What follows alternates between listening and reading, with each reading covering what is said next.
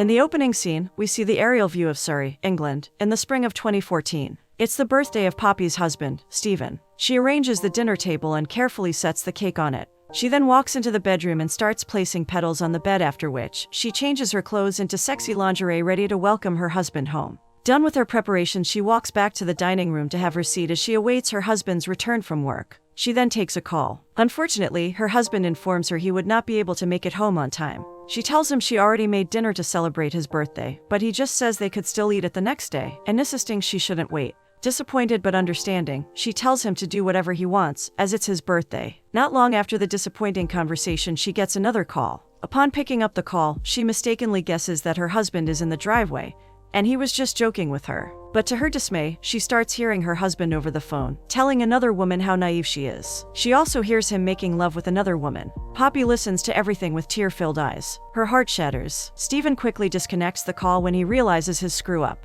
He rushes home that same night to meet an angry Poppy. She pops the wine on his face and she starts throwing things at him. She throws his award out the door and he scampers to go pick it up. She even throws her wedding ring at him and slams the door shut. Moments later, she sits calmly on the sofa, ignoring his pleas to open up, even when it's raining outside and he is already getting soaked. She receives a voicemail from Justin, asking her to visit Los Angeles soon because he misses her, and he also wishes Stephen a happy birthday. She smiles as she listens to him and then turns the TV on. She watches news about George Clooney's visit to an animal shelter in Los Angeles. She can't help but fix her gaze on the man's image on the screen. At this moment, she suddenly considers the idea of visiting Los Angeles, so she rushes to go get her things ready for the trip. The next morning, she packs her luggage. Her mission is clear: she is going to find George, and she hopes everything will just fall into place. She arrives in Los Angeles the next morning and she heads straight to Justin's place. Upon seeing her, Justin runs out to embrace and welcome her into his house, super elated to see her after many years. He leads her in and introduces her to his Russian cleaner, Irina. He tells Irina that Poppy is the friend he spoke about, and the last time he saw her was after her wedding, which he planned when he was in England. Irina asks Poppy if she left her husband because he is not good in bed, offering to connect her to a Russian man if she is interested. At a certain table, Justin displays photographs of couples whose weddings he organized. Poppy's wedding photos are there too. She asks Justin if they are his first divorce case, and he quickly apologizes for not taking the photo down. As a means of consoling her, he mentions that at least she made it to the aisle for her wedding, unlike another couple. He recalls spending 6 months working on the most amazing black-themed wedding only for the bride not to show. Later at night, Poppy and Justin lay on the bed with their faces half covered in masks. Justin asks how she never suspected anything before the incident with her husband, and she explains that Stephen recently developed an interest in bird watching, which is odd given he has a phobia for feathers. A text from Justin's boss interrupts their conversation and he complains about work. Poppy asks when he will start his own business. He admits many have spoken to him about that, including his ex, Paolo. Poppy then inquires why they even parted ways in the first place. He admits he cheated first, but then, he also believes Paolo should have forgiven him rather than get even. Poppy expresses how she should have seen her husband's infidelity coming, especially when he started coming home late into the night, aside from the lack of romance and intimacy. Justin suggests for her to see a therapist he knows, one who is an expert on relationships. However, she'd rather enjoy her 2-week stay in Los Angeles. In the next scene, Poppy walks into Dr. Faye's office. As she fills out the form, she can't help but overhear the receptionist gossiping. Seconds later, the lady informs her that the doctor is ready to see her. Poppy's curiosity gets the best of her, asking who the lady was talking about earlier, but the lady tells her that she can't divulge the information, as it is a breach of client confidentiality. Despite saying so, she continues to gossip about said client with her friend on the phone. While in Dr. Faye's office, she asks Poppy when her obsession with celebrity started or if it is just Clooney she's obsessed with. Poppy just laughs and points out everyone loves George Clooney, not just her. However, her gestures suggest she is indeed obsessed. Dr. Faye gives her a questioning look. Poppy explains that George is a good guy who cares about the world. He is also funny and smart, so she sees no reason not to date him. The doctor mentions that about 50 other women out there say the same thing. Then, Poppy excitedly asks if she has ever met George. Despite not confirming anything, Poppy believes the doctor had indeed met him before. In the next scene, Justin asks what Poppy is up to early in the morning. She explains she's working, as she usually works from home. He asks about the topic she is currently working on, guessing it to be about her cheating husband. She chuckles and shares how it's about a woman who became obsessed with bananas to cope with her father's passing. As they discuss more on the topic, she receives a call from Stephen, but since she doesn't want to talk to him, she refuses to pick up. Justin tells her to pause work for a while so they can go to the farmer's market together, but she declines, saying she'd rather work. Justin tries to convince her, and when he mentions he saw George Clooney the previous week at the market, she gets ready to leave right away. While walking down the farmer's market checking out stores, one of the fruit juice sellers takes interest in Poppy and ignores Justin. Poppy feels the presence of someone behind her. She turns with a smile thinking it will be George Clooney, but to her dismay, the person is just a random guy. She walks away, feeling disappointment. Back at the therapist's office, Poppy talks about George, telling the therapist she hasn't met George yet, but she feels like she will soon. She asks Poppy if she's aware he's in a relationship, but Poppy sharply responds, saying he's always in a relationship but he's not married at 52. She thinks maybe he just hasn't found the right one. Also, she feels a connection between them, similar to how people on dating sites can feel a connection with each other. Her therapist reminds her that some of those people get murdered by people they've never seen before. Poppy thinks Dr. Faye must have had some pretty bad experiences because of this response. Poppy firmly believes fate is on her side. In the next scene, Justin walks into the kitchen to see Poppy working on her computer, and Irina doing some cleaning. The three of them start talking about the Clooney's tequila Poppy got for research. Mid-conversation, Poppy gets a call and she introduces herself to the caller as a writer from the prestigious UK publication, Women's Chit Chat, a highbrow magazine. She informs the caller of her intention to cover the next Casamigos tequila event in Los Angeles. Also, she talks about her magazine's interest for her to cover the event, and possibly an interview with George. Later on, as Justin and Poppy sit by the pool sipping their drinks, Poppy's boss, Sharon, calls her inquiring why she hadn't informed him she was out of town. She also asks why Poppy plans to cover a tequila event in Los Angeles, which is not a usual topic a woman's magazine would cover. Finally, Sharon mentions that Stephen came into her office. Poppy's boss warns her not to let her personal life bleed into her work. In the next scene, Poppy explains to her therapist that contrary to what her boss thinks, she's not bitter, even though her marriage hasn't been so sweet. She likens the situation to a coffee shop that starts putting 2 shots in their latte, making their coffee bitter. Then she asks the therapist what she'll do in such a situation. Dr. Faye believes she will go to a different coffee shop and Poppy agrees, stating that this is what she's trying to do. In another scene, Justin and Poppy sit in the kitchen. He believes it's going to be weird when she goes back home, but she assures him that everything will be fine. Suddenly, her sister, Sally, calls her. She's worried about Poppy and thinks she went into hiding or something. Justin walks in frame to say hi to Sally, and she tells him to convince her sister that running away won't fix her marital crisis. But Justin just runs off. Sally encourages Poppy to give Stephen another chance, instead of ruining her 12 years of marriage. Not wanting to hear further lectures, Poppy pretends to lose connection and says goodbye, but not before informing her sister she will stay with Justin for a while longer. Justin expresses his dislike for Sally's attitude. He also wants Poppy to stay longer so she can make some new friends. The Black Swan-themed wedding is back on his schedule, and he wants to introduce her to Marcy Campbell, believing that she and Poppy will hit it off. Later, both ladies sit at a lunch table as they get to know each other. Poppy introduces herself, which makes Marcy get all excited, complimenting her British accent.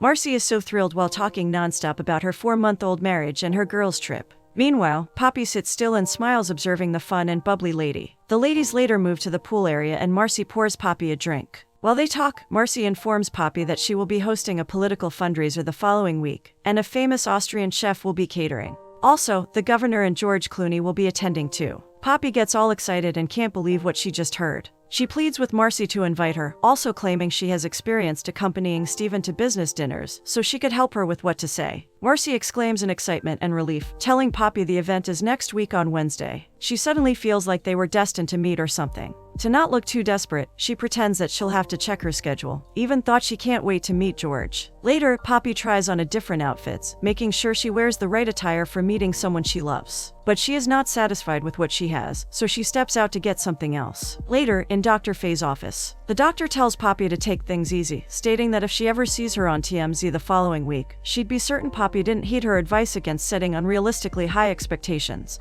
Poppy smiles as she thinks about being on TV with George. She asks what's wrong with meeting the man of her dreams, thinking that the celebrity reciprocates her view. Dr. Faye fails to keep her client's delusion in check. In another scene, Poppy rings Marcy to come to assist her in choosing the right outfit for the occasion. During the fitting, Marcy laughs at some attires until they finally find one they think is the best dress. After this, Poppy heads home to prepare, knowing she can't afford to miss an opportunity to see George Clooney. Upon getting to the apartment, she realizes she left her key inside. So, she calls Justin, informing him of her situation. She puts emphasis on how she only has 2 hours to get ready. However, Justin is currently working with his clients at the florist shop and he can't just leave. He promises to call the landlord and ends the call abruptly. She sits down and soon, Stephen calls. She hurriedly picks up thinking it's Justin. Upon discovering it is her estranged husband, she tells him she doesn't have time for his explanations and hangs up.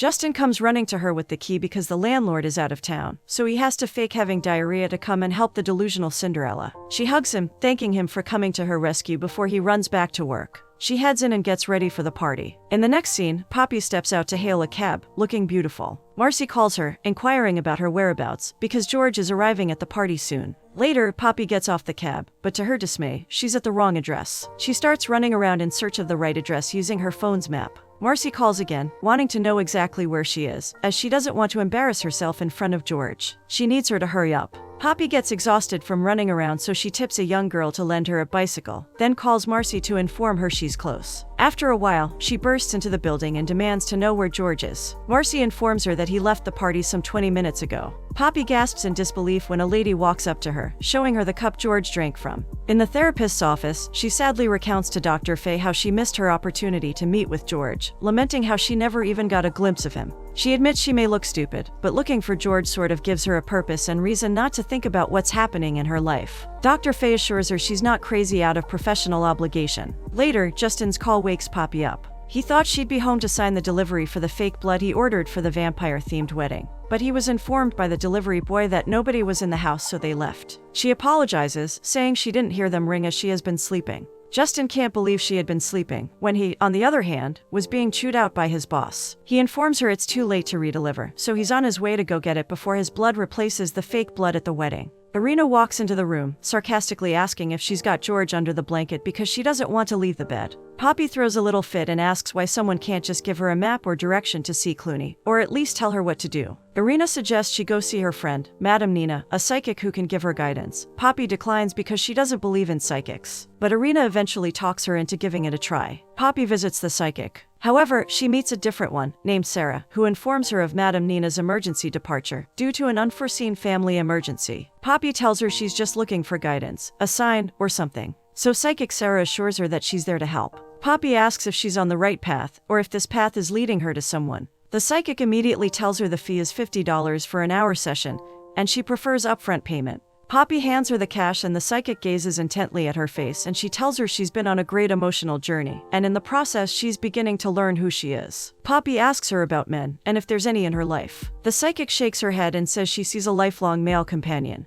Generous, compassionate with a terrible sense of humor, and flamboyant. As she tries pronouncing a name, Poppy interrupts her and says it's not Justin. She tells her to calmly check using the crystal ball if there's anyone else, regarding love or romance. Once again, the psychic tells her it'll cost her an additional $50, which she hands to her in a rush. She opens the crystal ball and she makes some gestures. She tells Poppy she doesn't see any man in her life. Poppy becomes angry for making her spend an extra $50 just to tell her there's no man in her life. She tries lifting the crystal ball, but she can't, so she walks out angrily and heads to a bar. She sits, sulking, and tells the man sitting next to her about what the psychic said. He introduces himself as a producer by the name of Alvin Cooney. Cooney gets too close for comfort, so she angrily pushes him off her. Cooney thinks she's throwing herself at him to win a producer's favor. She curses him and walks to the washroom in annoyance. She takes a selfie and writes a caption, describing that her face is what a breakdown caused by her husband looks like. Before posting it, she uses the hashtags, asshole, winning, no filter, and crystal balls don't work. Upon getting home, she turns on the TV to a broadcast congratulating George Clooney on his engagement and soon-to-happen wedding. Poppy screams with so much frustration, causing Justin to run out of his room, wondering what the problem could be. Naturally, he gets annoyed and disappointed after being woken up at 3 a.m., just because of George's engagement. Poppy thinks he's sounding like Steven, so Justin tells her he finally understands why Steven turned to bird watching instead of putting up with her. They exchange scalding words with each other. Then, he angrily walks away telling her to leave. The next morning, she apologizes to Justin for everything she said the previous night. He tells her she doesn't have to leave, but she needs to put herself together. Later, we see Poppy sitting by the beach, gazing at the sea when a juice guy runs by. Upon seeing her, he recognizes her as the Australian Mary and walks up to where she's sitting. They converse and she reintroduces herself as English Poppy, not Mary from Australia. He smiles and says he's Luke. The duo gets to know more about each other as they go on a date at a park. Luke has brought a cake for her as a surprise. He tells her to shut her eyes and open her mouth as he feeds her a slice, but she immediately spits it out as it contains kale, something she is allergic to. Thankfully, Luke brings out another surprise, a Vegemite sarnie. They eventually enjoy a picnic date and then engage in other activities in the park. In Dr. Faye's office, Poppy confesses she thought she was destined to be with George, but now she believes she's destined to be with Luke, because he saved her. However, Dr. Faye thinks the whole Luke thing still plays into her desire for fantasy fulfillment. But Poppy doesn't believe this. In the next scene, Luke and Poppy start spending cozy moments together on dates, fun outings, and a lot of lovey-dovey activities. We also see him planning a surprise for Poppy with Irina. Upon seeing her approaching the door, the two separate so she doesn't suspect a thing. Poppy walks in and kisses Luke when her phone rings. Her boss is calling. Sharon tells Poppy how she heard from her Facebook friends that she's having a breakdown, so she got herself a toy boy. She tells Poppy she also once had a breakdown and the best thing she did was resign as a housewife, and eventually wound up being an editor of Women's Chit Chat magazine. So, she asks Poppy if she would like her breakdown to be featured in a weekly column where she'll be the voice of thousands of downtrodden wives. Poppy accepts the new job offer. Justin and Poppy reconcile as they share a drink to new beginnings. Justin is elated to have his friend back, and they continue chatting as she writes down some lines for her new work. He is proud of her for getting her first column in the magazine. Somehow, her doing the wrong thing worked out for her. Luke and Poppy drive down to Luke's favorite spot as a teenager, where they watch the night sky of Los Angeles. Poppy feels like she has known him all her life. Then, they share a deep kiss and then get into the car to head back to the house. At the house, Luke reveals that he wants to take their relationship to the next level and give her a night she will never forget. Shortly after, they unleash their inner animals. He takes her into the bedroom and sees Irina on the bed, telling her he wants to film all three of them engaging in a threesome. Poppy can't believe what she's hearing. She yells at both of them, stating that she doesn't want a threesome. Irina quickly tells her it is Luke's idea, so Poppy can learn good sex with the help of a Russian woman. She looks at Luke asking if she really needs to learn that. Luke tries explaining that she makes love beautifully, but he simply wants to help her unleash her unrealized potential. Poppy is not having any of this, so she ends her relationship with Luke, then and there. She recounts the ordeal with Luke to Dr. Faye, adding that if it was George Clooney, he will not invite her to a threesome with the cleaner, because he's a gentleman. Dr. Faye reminds her that nobody is flawless. George might have his flaws too. She advises Poppy to leave men and focus on herself, instead of rushing into another relationship. Poppy agrees it's about time she focus her energy on something more deserving of her attention. In the next scene, Justin asks Poppy why she's packing pumpkins. She reveals that she wants to focus her energy on charity instead of men. So she intends to sell vegetables to raise money after seeing an article about George in Sudan. The article made her realize she shouldn't be complaining about anything, so she's going to do a pumpkin drive as well as write about it for the column.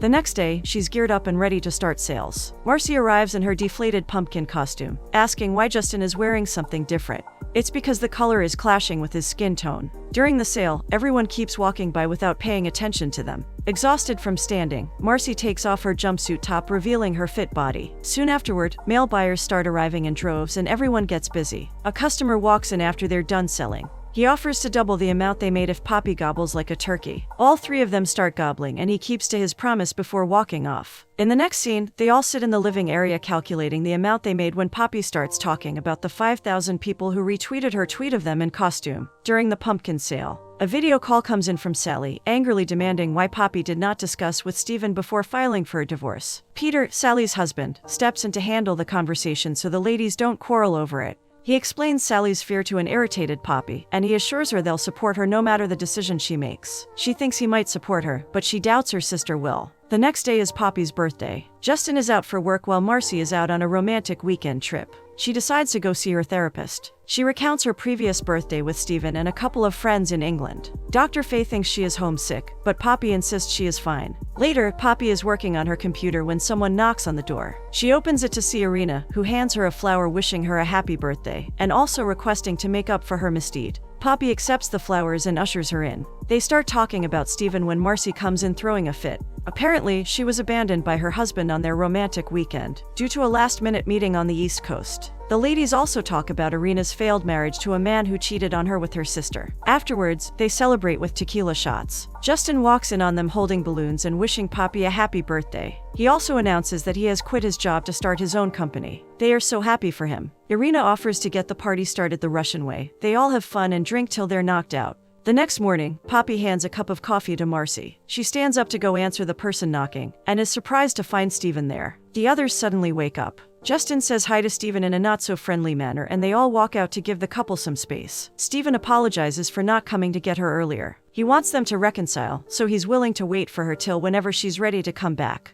Poppy gets upset, saying he's supposed to beg her like in movies and fight for it. Stephen tells her the real world is different from her movies and then walks out of the house, leaving Poppy furious. Justin rushes to his friend to console her. Justin and Poppy sit sipping their drinks by the pool when a call comes in from Sharon, demanding why her calls were not returned by Poppy. She informs Poppy that there is a viral post of her raising money for charity, and they're being inundated with emails. Also, the producers of the 3 o'clock show have been in touch, requesting for her to present a weekly segment on divorce, affairs, and women's issues. Although it's a nice offer, Poppy is not ready to return to her work just yet. Justin encourages her to go back as it's a great opportunity for her. She's aware of this but then insists she's happy in Los Angeles. All of a sudden, Stephen comes back, panting and kneeling. He gives her a bouquet and a ring saying he's ready to fight for her. Eventually, the couple settles their differences and they head back to England. Somehow Justin is so moved by this, he also decides to reconcile with his ex. The couple arrives in England and Stephen makes up for his misdeed as they make out. Poppy asks what he missed about them and he reveals that he misses exactly how they were and he can't wait for them to go back that way.